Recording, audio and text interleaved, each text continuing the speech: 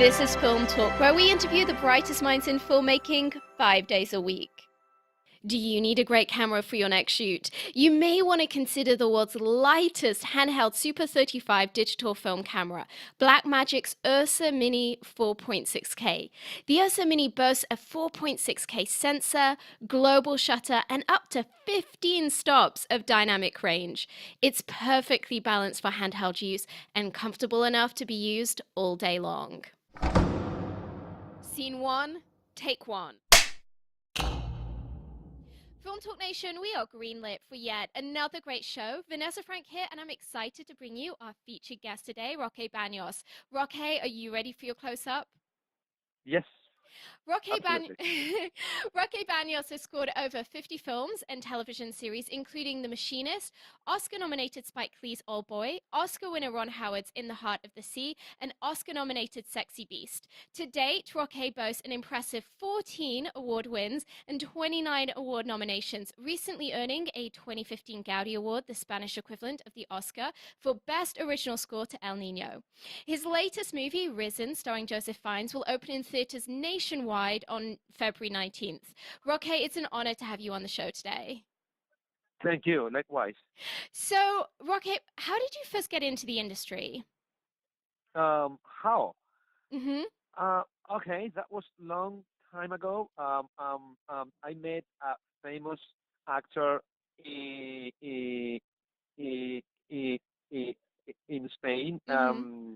and I just came back from Boston, where I studied film scoring. Yes. So I came back to Spain. I met with this actor, and he introduced me to a famous director, Spanish, Emilio Martinez Lataro, who listened to my music, and I presented some of my work in the school that he loved, and then he asked me for piece of music to try it out in Mm. his new movie, and it worked, and I started doing that one, and then after uh, uh, after that movie was released, um, I started to do more and more, and then the next one, Mm. that And was so like did you the did beginning of my career. did you kind of always know that you wanted to be a film music composer, or was that something that you kind of discovered maybe when you were in school? When I was 14, I saw a movie that was, that had the score from John Williams, E.T., Oh, wow. and I was like really impressed. Yeah. And I was like, I want to do this, you know. Yeah. Uh, um, Actually, when I when I started to learn music, I had the necessity uh, to to do to create melodies and to do things that other people would play, So I think the composer was already, Mm. there. Yes. And then I didn't know how important and how beautiful was the music in movies until I saw this one, and I was like, E.T. oh my god, I want to do this. So from there, Mm. I was preparing myself, to Yeah. become one day a film composer. Did it seem, I mean, I'm assuming, did you grow up in Spain? Yes, So, did it seem in Spain back in those days, did it seem like kind of a crazy dream to have when you were telling, like maybe your friends, your family, your school teachers, it this was is what I want to impossible. do? Yeah, I Yeah, would imagine. when I told my parents I want to be a film composer, they were like, how? like Yes. like like like uh, um, where? They were happy of me being a musician, because they could see, the the the that I had a passion, and and they Mm. liked it, and they supported me, and all Mm. that. But like when I say I want to be a film composer, they were like, okay, so and now and what's next? To Yes. and then I discovered Berkeley College of Music, but before that I studied in Madrid composition, and all Mm. this harmony, orchestration, composition, and all that. So then when Mm. I was in Boston, uh, that I was already 25 Mm. years old. So and I specialized on film. Yeah.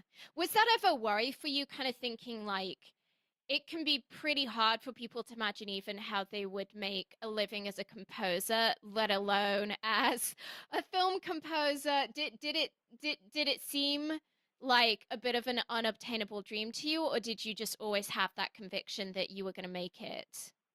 Oh my God, I never had the conviction. Yeah. Not even today. I mean, Yes. it's The just like imposter syndrome, right? I don't know what could happen tomorrow. I mean, Yeah. it's in this world, you have to fight every day. You have Mm. to demonstrate every movie. Everyone. It's a challenge Yes. where you have to give your best. Mm. So you don't want to miss your train. So Yes. it's one of these jobs that are not uh, for sure secured for your whole life. It's something Yeah. that you have to fight for it every day. Absolutely. Absolutely. Well, it's interesting that you say that because I think that it's a commonality that most of us have in the industry where there isn't really as clear of a rite of passage as there is in other industries. It's kind of like you just decide, I'm going to go do this. And, some of us, such as yourself, go and do training. But even if you have a degree in your hand, I think there's always just going to be that sense of, wow, I kind of stumbled into this and, like somehow people believed I was able to do it. And I think that slight imposter syndrome just for a lot of us just never fully goes away. So it's very Yeah, encouraging to me that someone at your very illustrious point in your career would still feel that way. Makes me feel yeah, a little right. better at least. Um, Yeah. so I would love to understand a little bit more about your process of composing a movie. I don't know whether it's kind of a situation whereby all composers have very much the same process, or whether you kind of really have an individual take on how you like to approach it creatively. But specifically, at what point do you like to get involved in a project? Are you wanting to already be looking at it at kind of script stage and start kind of in your mind developing the ideas, or when the footage is coming out, or do you really just want to see it, you just don't want to see anything until the movie's locked? Okay, if I have to tell my preference, Mm-hmm. I'm sorry. I I'm sorry. I would I would choose that I, I'm involved in the movie from when they are shooting. That is Yeah. my preference. Mm. Even even even before. Why? Because you can start talking with the director about what type of music would fit.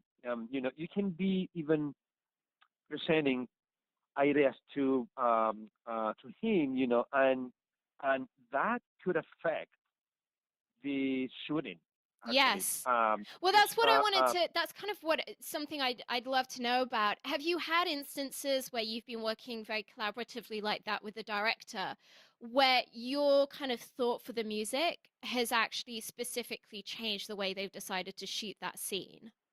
absolutely, I had Really? that in the last run. I mean, in the heart of the sea. Mm. I was I was I was working closely with Ron Howard from when he just started to shoot. Mm.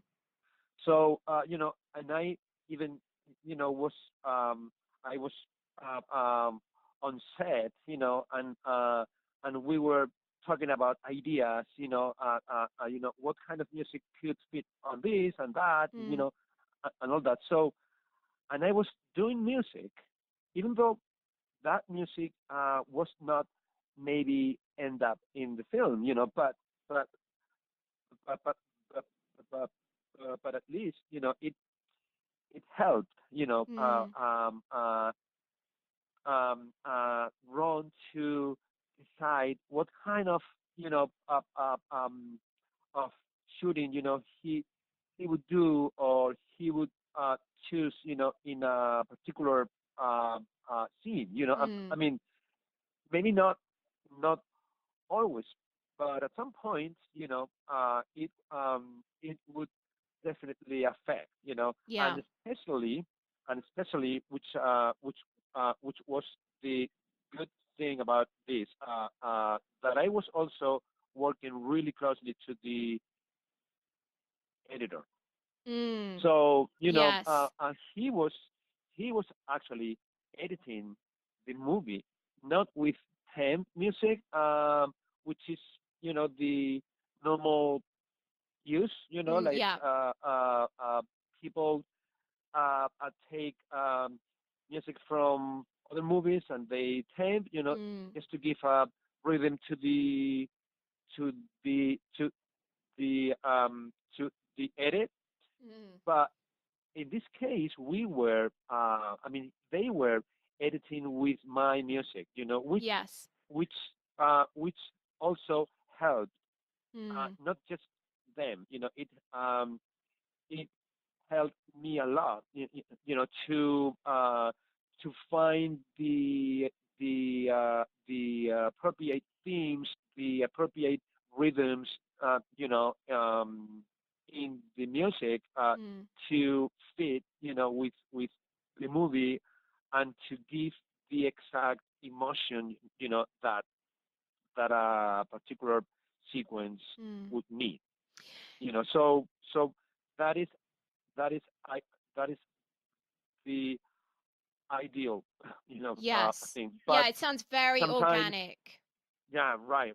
I mean, like, and in my opinion, it is noticed, when the music,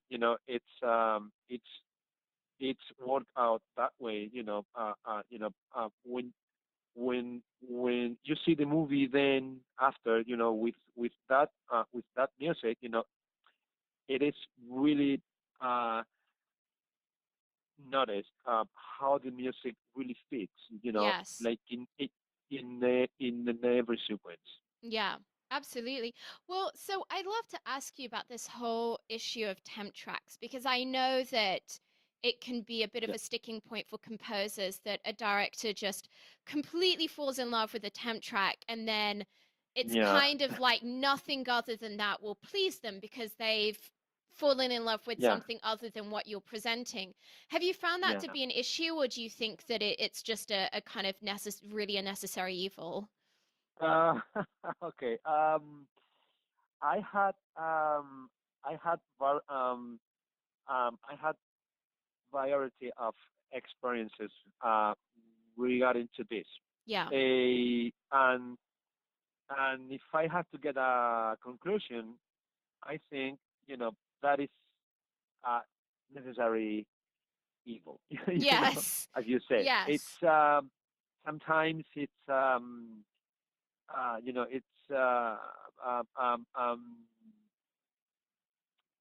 it's tough because as you said, they fall in love with a certain piece of music, that is put in a sequence. So Mm.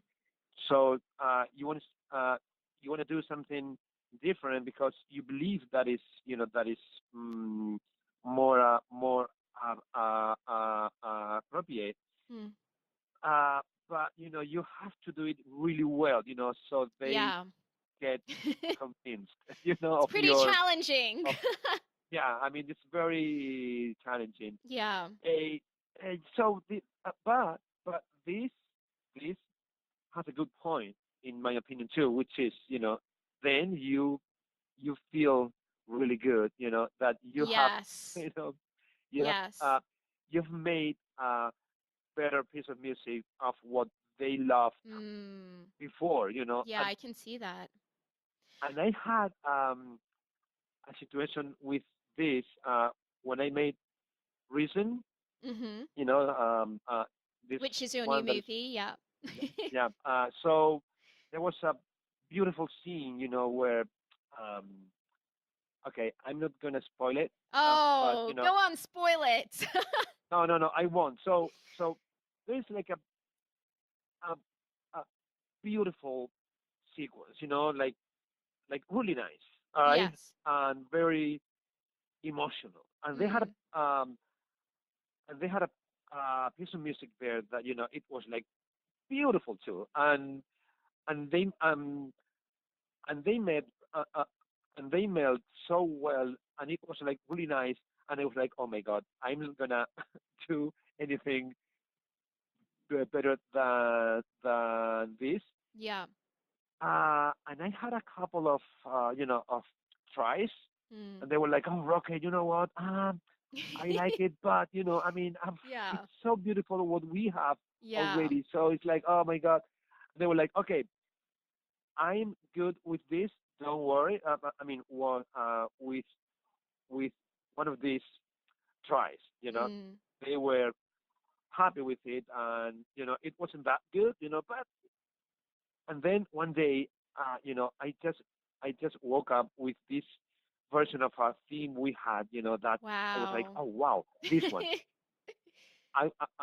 I will do this, and then I did I did it. I presented to the director, producers, and they were like in love with this new piece of Mm. music, and I was so proud. And they were repeating like many times after we finished the movie that, hey, uh, you made it Yeah. with that so I mean it's a good uh, challenge, Yeah. to Yeah. yeah, it's something that it pulls you, to look, in the bottom of your, you know, creativity, to find Yes. something that you maybe wouldn't find, Yeah. if you don't have that Absolutely. that challenge. Yeah, absolutely. I can see how being pushed in that way, though not pleasant in the moment, can yield some real gems. In terms of that collaborative experience with the editor, I know I've personally worked in a situation where, as you described, it's been very in tandem, and we've kind of been able to do a certain amount of back and forth where if you realize that, the music really does need an extra bar, your editor can go back and kind of tweak the scene so that the composer has just the length of time that they need. Um, Yeah.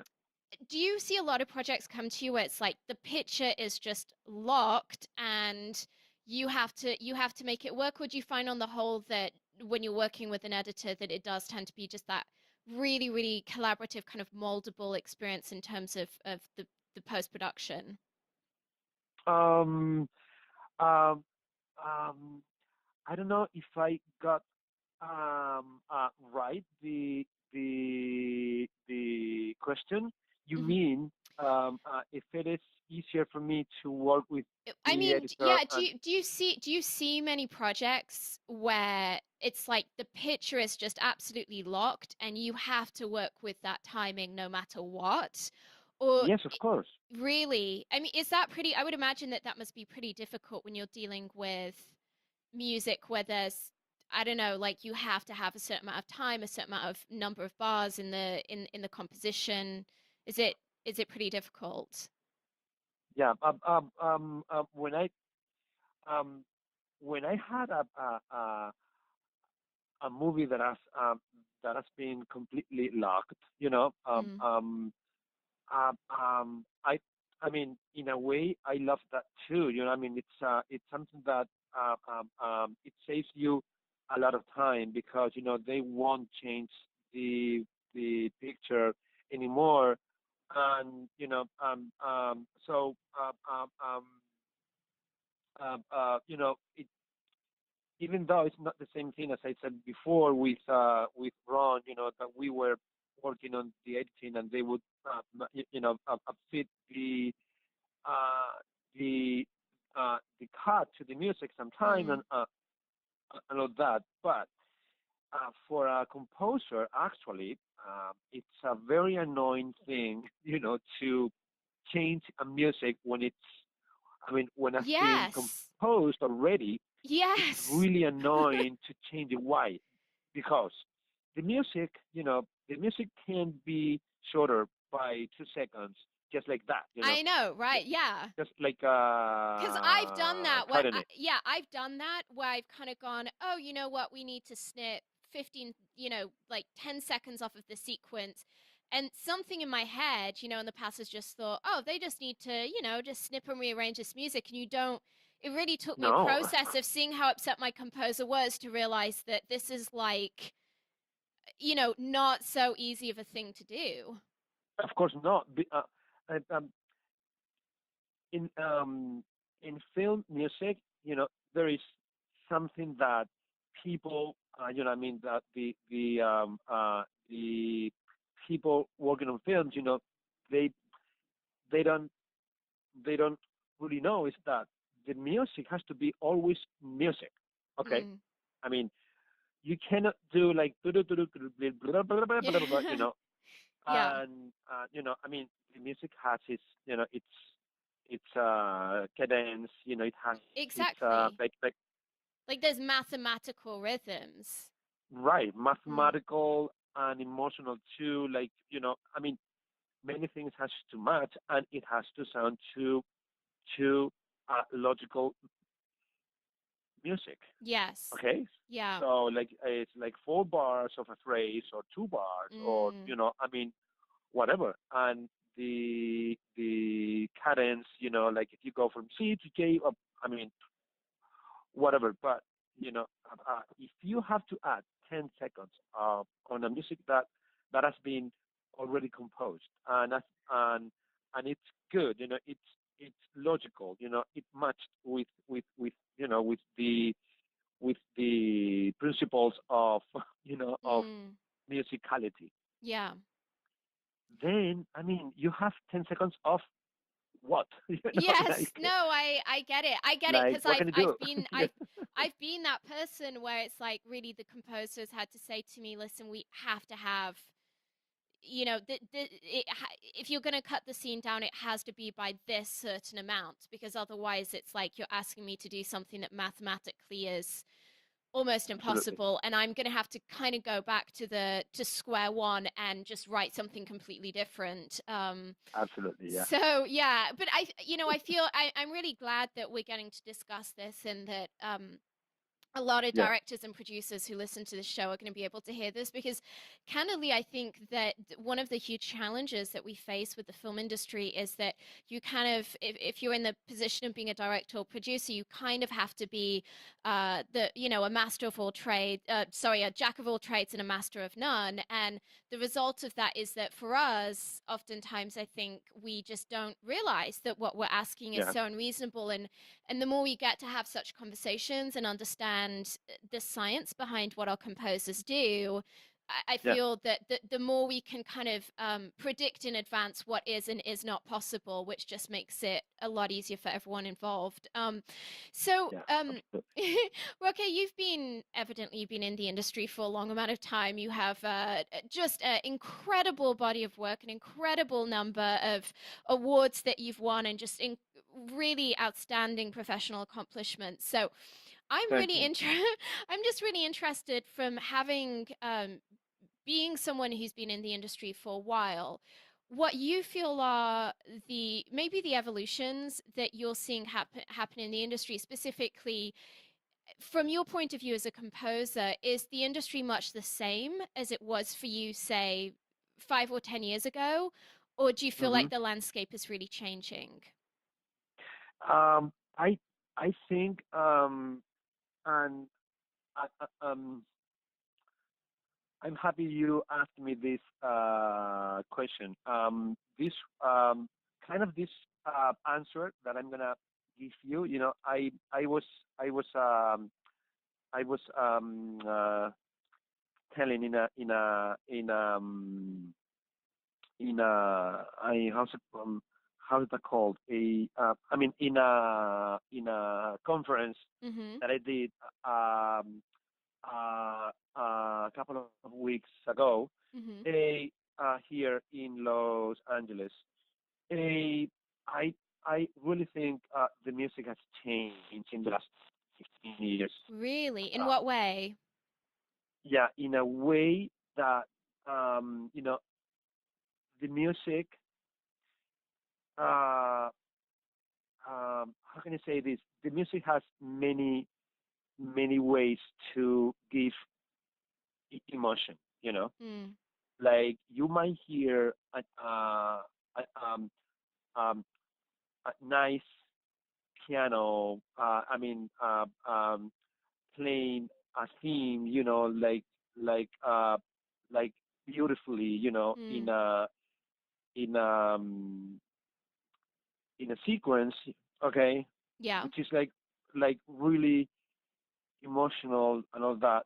That'd be, like something that has the I mean, that'd be an example of something that has been used over the decades, Mm-hmm. okay? Mm-hmm. But now, people in the industry, we have realized that the same emotion, you know, and even more, could be given by just just one sound. Okay, I mean one Yes. sound that is that is um, that is music. Yes. Like you don't need to to um, to put a melody. You know, Mm. Yes. every time you need to give a emotion. We look, I mean, we composers, we look more into sounds, into like sound design, like see how a sound from a from a weird source, like you know, like irons Mm. or water, or like wind, Mm. could could create music, and Yes. that is really interesting. Yeah. Like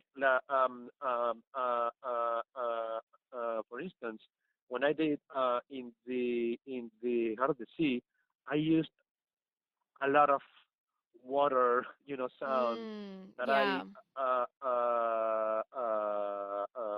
processed, Mm. and then I made notes out of that Wow. I used on the score, so it gave like an atmosphere, that was like the the nature was Mm. was like was was giving the music, Mm. Same thing when I did recent, there are a lot of of of of sequence in the desert, Mm. so then I took this sound of the sand, and Mm. the wind, a lot of that. So like same thing. I created like samplers and things that I Mm. used it on the music. Yes. And now I just finished the new uh, movie of Fede Alvarez, who Hmm. was the one that directed uh, directed Evil Dead. You Hmm. know, so he's done another movie that is really good. It's called a man, a man, a man in the dark. A man in the dark. I'm sorry, Hmm. a man in the dark. So we haven't used any like normal instruments That's on this. amazing. That's so I had an inspiring. I had an orchestra of every every everything you could find in the basement, like tubes, Yeah. irons, wires, Oh my like gosh. I mean all of that, you know, the sound that you could get out of all that uh, has been what has created the score, so Yes. that is given like a very unique and and um and unexpected, sound Yeah. in the music that is giving emotions as it does the the instruments from an orchestra, Mm. but you know with different sounds, So we are like looking more into some other sources. Yes. That's incredibly inspiring and wow, just so creative. It Thank sounds you. like audiences now are more broad-minded. From what I'm understanding, it's kind of like you're saying that audiences now are becoming more and more familiar with the idea of it not just being like some kind of some melody, but actually that we can work a little bit more organically with the music and kind of the tools at hand. In the same way, do you find that directors are becoming more open-minded with what they'll have you do in terms of kind of just giving you a little bit carte blanche? Or do you find that a lot of directors that you work with have a pretty strong idea of, it Yeah. exactly what they're looking for? Um, in my case, and I know, there are many different way of approaching to the music, from different directors. Mm-hmm. But in my experience, I find every director that I work with very open mind. Oh, You that's know, good. yeah, That's yeah, that's really very good. open to get new ideas of you Mm. know Yeah. of how the music would work here and there. I mean, they they oftenly propose like uh, the direction. They are like, Mm. okay, let's do this Yes. in that style and all that. But no, but normally after, they just leave me, alone, and then I could come up with any idea, that Yeah, we wow. can discuss later. Hmm. So Well, I'm yeah, sure that if someone's hiring a industry kind of expert such as yourself, it would be I think there's such a wisdom to just saying, listen, tell me what you think rather than me telling you what I think. So I think that shows yeah. a incredible amount of discernment on behalf of those directors. Well, Roque, we're about to enter our final act in which we're going to be getting some of your top recommendations. But before we do so, Okay. let's take a moment to thank our sponsors. When you're putting together that masterpiece movie, the coloring is a major creative decision. It can make the difference between whether the audience interprets your story as warm, cold, dark, or light, and it can help define the genre of the film. Here's a quick tip. Horror movies tend to have blue tones, romantic comedies tend to have warm tones, apocalyptic movies tend to be grey and washed out, movies in which reality is off kilter tend to have green tones, and action movies tend to feature a lot of teal and orange, particularly in their artwork. The Emmy Award winning Da Vinci Resolve from Blackmagic will help you get that perfect colour for your next production. The Da Vinci Resolve 12 combines professional non-linear video editing with the world's most advanced color corrector, so you can now edit, color correct, finish, and deliver all from one system. The DaVinci Resolve is completely scalable and resolution independent, so it can be used on set, in a small studio, or integrated into the largest Hollywood production pipeline. From creative editing and multi camera television production to high end finishing and color correction, only DaVinci Resolve features the creative tools, compatibility, speed, and legendary image quality that you need to manage your entire workflow, which is why it is the #1 solution used on Hollywood feature films. Roque, welcome to the final act where you'll be sharing incredible resources and mind blowing answers. Are you ready? Yes. What is the best advice you've ever received?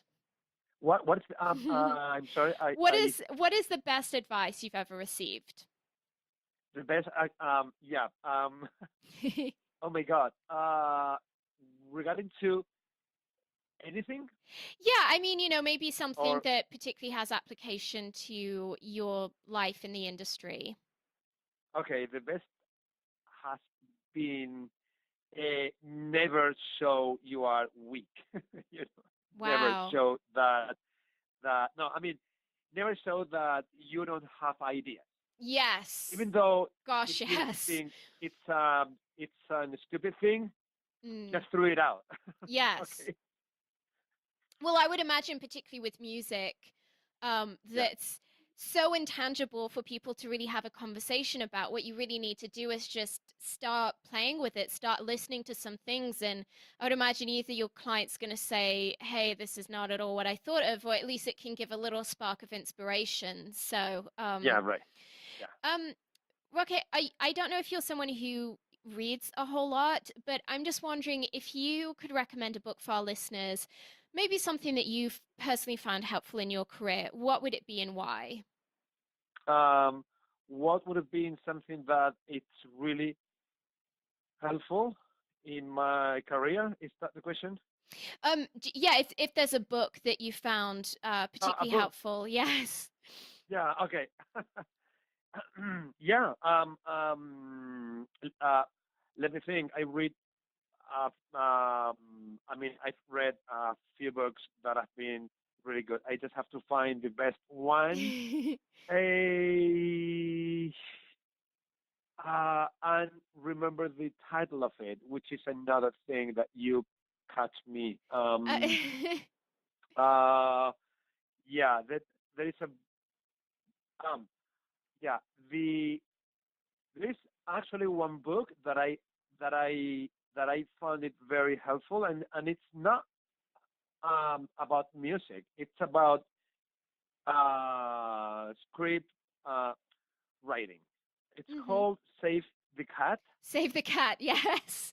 It's a very Save the popular Cat is really choice. good, and Mm, I would recommend it to anyone working on films. It's not just screenwriters. yes. I would recommend it to anybody to really understand, um, uh, um, about how the stories tells in film, has been made. I Yes. think that's really good. Yes, absolutely. Well, Film Talk Nation, I know that you love audio. To thank you for joining us today, we partnered with our friends over at Audible to offer you a free audio book. If you like Roque's suggestion of Save the Cat Strikes Back by Blake Snyder, that is indeed available at Audible. So you can hop over to Audible by clicking on the link in our show notes, or you can go to audibletrial.com/film talk. That's audibletrial.com/film talk and grab a hold of that audiobook for free. Roque, if you could recommend just one movie for our listeners, maybe even something that you have really been inspired by the score on, what would it be and why? If I have to suggest one of those that I Hmm. have many, I would recommend the last one that really inspired me. That was White Flash. Oh, yes. Yeah, White Yes. Flash. It's an incredible movie that it made me remember what I had in Boston, Yes. where I was doing film scoring, but as a sax player that I am too, and I was also studying jazz. Oh Mm. my God, that was really similar to an experience that I had Really? there with yeah. I mean, like I had the same instructor You had a once sadistic instructor like that? like that. Oh my Absolutely, gosh. I No. I promise, and I had the same experience as that kid. Oh my He was gosh. like pushing me to the extreme, Mm. because he knew I could do it be- Better, be- yeah. better, Mm. and I wasn't uh, um, putting on something 100% of what and he was right. I mean, Well, I clearly, hated clearly he him. was like, clearly he was right because just like the kid in that movie, it's like you now have this stellar career by anyone's standards. I mean, you're a industry leader in the area of music film composition. So I can definitely see that Absolutely. there's a strong parallel where just like that character at the end of the movie, it's very clear that conclusively him looking back on it, he realizes that actually the instructor was kind of right all along, even if his methods were a little unorthodox. I definitely could see that parallel there. Yeah, yeah, absolutely. I loved it. I think a lot of us loved it. It was a powerful movie. Roque, if you could recommend like a website or an app for our listeners that you find really helpful in your film career, what would it be and why? I think I would choose the the one that everybody chooses, which is, I mean, that everybody everybody looks at. It's IMDb Pro. the I yeah Yes. the MTV Pro. I know every new about any project. Who's working. Yeah. Where. What is being. I mean, I spend a lot of time looking at it. A Mm. lot of time. I So know. I I know. would recommend that one in my It is case. brilliant. I feel like it just opens up so many doors of opportunities for whomever is willing to just pick up the phone and start calling people. It's like there's all of the data is at your fingertips. Well, Roque, I Correct. would love to, being that our interview is kind of drawing to a close, I would love to briefly for you to share with our listeners just a tidbit about your new movie Risen, which is coming out, I believe, on it's the 19th of February, right? Yes. Yes. So what do you want me to say? I I am mean, I would just love, I mean, someone like myself, I'm very familiar with, with the project, but I'm thinking that maybe some of our listeners um, might not yet have heard about it and would just love to know a little bit more about, what Risen is about, who it the stars, and movie. why they should Okay. go see it. Okay. Yeah. I think it's a really nice story. It's about uh, this, the fact that uh, a man which which was killed after a couple of days, uh, it's alive again. Yes. you know, it's that that man. It's Jesus Christ. Mm-hmm. So and the the other one that is that has I mean that is experiencing this. It's Roman. Mm-hmm. That he doesn't believe in the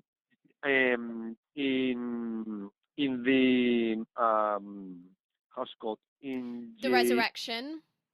Jehovah. I Yes. mean, the god from the Jews Yes. at that time. He believes in Mars, in Okay. Jupiter, and in Mm-hmm. all that. And then he is the one that kills Christ on the cross, Mm. and then 3 days later, uh, you know, he he discovered that the tomb was empty, Mm. and he sees this man, which is Jesus Christ, Mm. alive Yeah. again, and how he, reacts to that, and Mm. what is his experience, and he want to find the truth. So Yes. that is the movie about, Yeah. and I And think it's a beautiful story. I know that it's an incredibly epic historical drama, and from what I've been hearing, it just seems that there's an incredible amount of buzz within the industry from people saying, "Listen, this is Right. just a stunningly beautifully made film." And yeah, indeed, it's gonna be really really interesting to see how it does with that faith-based audience. Because I think compared to the production values of a lot of other faith-based product that we've seen, this is a whole cut above in terms of cinematography, um, Yeah, I think so acting, too. Yeah. performance, and of course the music, which indeed is just beautiful. So Thank you. yeah, I'm really really pumped to see it. Having been seeing the trailers for months and months, and having a few friends within the industry have told me, listen, this is really one to watch. I think it's hopefully going to do incredibly well. I Well, hope so too. well, Roque, it's time for the martini shot. What parting piece of guidance would you like to share with us? What? Could you please What repeat it what one more time? I'm sure, sorry, but what there's some noise here. And No, of course, don't worry about it. I was just asking, what final piece of guidance or advice would you like to share with us? what final piece of Advice. guide Yes, advice. advice for For all anybody of us or in the for? industry, if there's something that you really want to Okay, share. Yeah. that's a tough question. uh, Advice. If I may say this, Hmm. I would say like let's do good. I mean, good stories, and let's find good original stories. Life is full of them. Yes. And we, the most beautiful thing is to do a story that punch you, and it's like as as we said before, like this one, Whiplash. It's a very simple story, and it But was like yeah. really like you But know you found, I think, in really Risen, in smashing. in Risen, you guys have put together an incredibly original take on a story that everyone knows. And I think, to me, that's what makes that project very very interesting, is that it's, of all of the countless movies that have been made about the crucifixion and resurrection of Christ, I think this is truly a unique angle that none of us have seen before. I think so too. Mm. Every every every movie about Christ, has been done, like in his latest years, on when Yes. when he was born, or when he's a child, or Yeah. but no one told what happened after. I mean, Yes. what Yeah. what is next? Yeah. And actually, historically, the big part of all this, was the after. Yes. Oh, absolutely. I mean, that's when the world changed forever. So, well, Yeah. Roque, I'm just really looking forward to seeing this movie. It's been something that's Thank you. been on my radar for many, many months, and I know I'll be grabbing some of my friends and family and heading down the cinema for that particular one. Well, that's a wrap. Film Talk Nation, in this industry, you're only as good as the people you know. And today you've been hanging out with Roque Banyos and myself. If you want to go the extra mile, head over to filmtalkpodcast.com and type Roque Banyos into the search bar. The show notes from today's show will appear along with everything we discussed, like Roque's recommended book and movie. Roque, we appreciate you sharing your priceless insight with us today. Film Talk Nation thanks you, and we'll see you on the red carpet. It's been my huge pleasure. Thank you.